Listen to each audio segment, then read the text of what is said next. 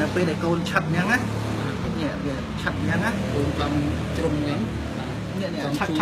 ចឹងហើយនៅសល់9កន្លាហ្នឹង9ជើងខាងសដើមហ្នឹង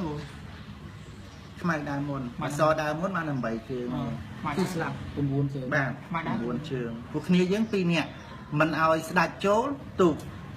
មិនឲ្យទូកចូលស្ដាច់ហើយយើងអត់អុកផ្ដេសផ្ដាស់ទេយើងគ្រាន់តែព្រួញដៃឯងព្រោះយើងគិតព្រួញឲ្យទៀបទៅ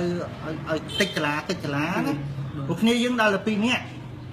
ទោះតែដេញរបៀបម៉េចដេញក្បាច់ស្រីហ្នឹងព្រោះគ្នាយើង2នាក់បើមិនឲ្យស្ដាច់ចូលទូក9ហ្នឹងរាប់តពី4ទៅ4អត់ទេ1 2 3ហ្នឹងហើយបានយើងចំណាំថាវា9កន្លាហ្នឹងគឺ9ជើងបាទវាចឹងយើងកែដល់ខ្មៅអត់ហ៊ានមកនេះទេខ្លាចអុកធ្លាក់អញ្ចឹងខ្មៅមកនេះដល់មកនេះយើងដាក់ខំអញ្ចឹងទៅយើងជឿជាក់ថាទូ9ជើងគឺស្លាប់ហើយ1 2 3 បរួញដៃបាទស្មៃទៅណាទៀតមកនេះមក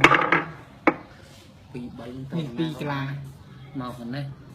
មកនេះភាគច្រើនជាងណាព្រោះបើសិនជាមកឲ្យស្ដាច់ចូលវាលឿនវាមិនមែន9នេះវាស្រាប់តែ8 7អីទេបើស្ដាច់ចូលណាអញ្ចឹងកុំឲ្យស្ដាច់ចូលណាបាទកុំឲ្យស្ដាច់ចូល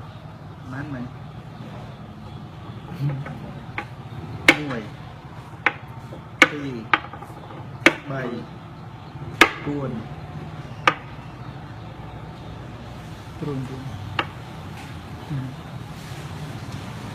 8 9